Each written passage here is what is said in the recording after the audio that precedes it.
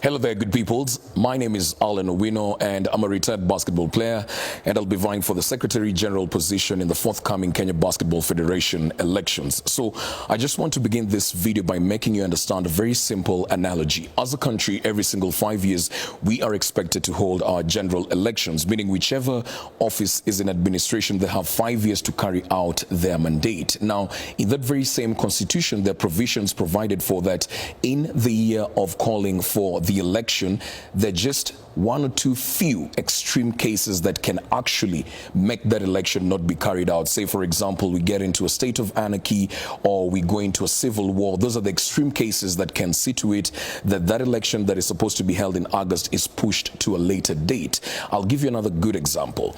When you talk about COVID came, it affected every single person, and the president in himself, just like any other president, was in office, but that did not stop an election being carried out when it was supposed to be carried out. Another good example is the Olympics. They were supposed to be held in 2020, but they were pushed to 2021. But that did not affect the cycle of that administration or institution. We still have the Olympics being carried out in 2024, despite them being carried out in 2021. Somebody would have argued that now, because we lost a year, that should affect the cycle. Same way, the retired President Uhuru Kenyatta would have felt like his administration was distorted because of the 1 or 2 years due to COVID. Now the elections were not supposed to be called.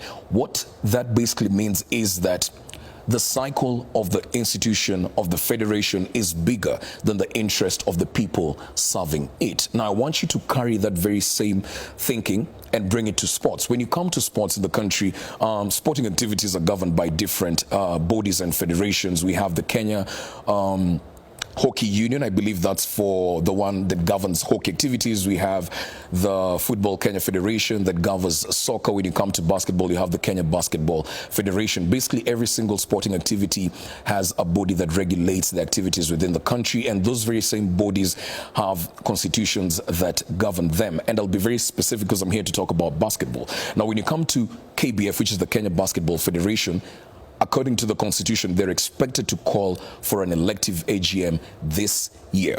Now, I'm not saying that they're not going to do so, but I'm just putting it outside there that according to the constitution of the federation, they're supposed to call for an election this year. But based on some rumors and sayings that I've been hearing going around is that they could very well be planning not to call for that election. Why? Because they feel like a year of their term in office was affected by COVID. If that was the thought process, then I believe everything would have been distorted, because if everybody was thinking like that if something happens, if COVID or anything in that magnitude occurs, if your year is affected, then it affects the cycle of that particular federation. Then that is not the case. So again, I'm just reiterating that I'm not saying the current administration in office are not going to call for an elective AGM, but they're mandated by the very same constitution to call for that AGM so that people can elect officials, and in the event that they feel that they're qualified and competent,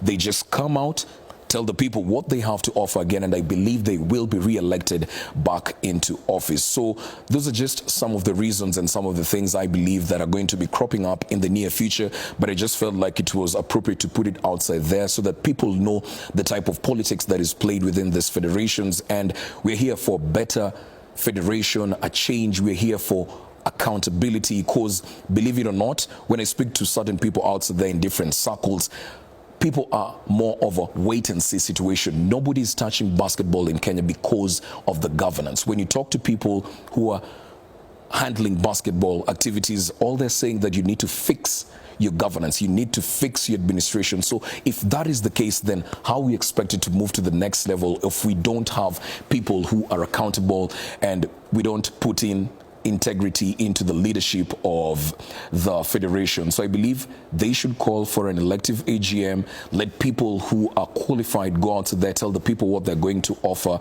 And I've already made an official declaration that I'm running for the Secretary General position for the Kenya Basketball Federation. I believe I'm a good manager. I can deliver. I've been a basketball player.